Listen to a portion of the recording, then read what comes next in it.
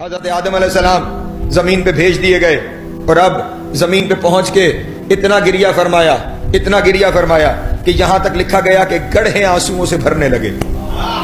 بلکہ علماء کرام تشریف فرما ہے جس شہر میں حرم ہے اس شہر کا نام مکہ ہے، لیکن وہ جو کعبے کی چھت کے نیچے کی زمین ہے اس زمین کا نام بکہ ہے. اور یہ میں نہیں کہہ رہا، خداوند عالم نے قرآن مجید میں ارشاد فرمایا ہے ان اول بیت وضع للناس للذی ببکۃ مبارکا وہدی للعالمین.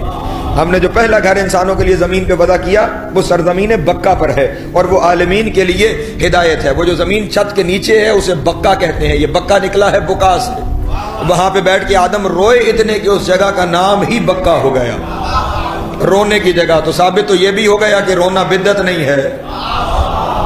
نہیں توجہ فرما رہے اللہ نے، رونا بدعت نہیں ہے، کیونکہ پہلا فرد جب زمین پہ آیا تو زمین پہ آ کے اس نے پہلا کام ہی رونے کا کیا.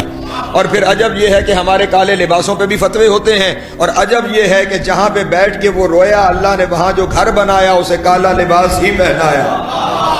وہ سرزمین بکا. حضرت آدم رو رہے ہیں اور صرف رو نہیں رہے، ساتھ ساتھ دعا ہے ربنا ظلمنا انفسنا فإن لم تغفر لنا ولا ترحمنا لنكونن من الخاسرین. اے میرے اللہ، ہم نے اپنے نفسوں پہ ظلم کر لیا ہے، اور اگر تو نہیں بخشے گا اور تو رحم نہیں کرے گا تو تیرے سوا کون ہے جو رحم کر سکتا ہے. اللہ اکبر. نہ صرف دعا سکھائی بلکہ تہذیب دعا بھی بتائی. جب لگا صاحب صرف دعا نہیں، تہذیب دعا بھی ہے. تہذیب دعا کیا ہے؟ حضرت آدم سکھا رہے ہیں کہ جب خدا کے سامنے پیش ہو جاؤ تو پہلے خود پر اعتراف جرم کرو.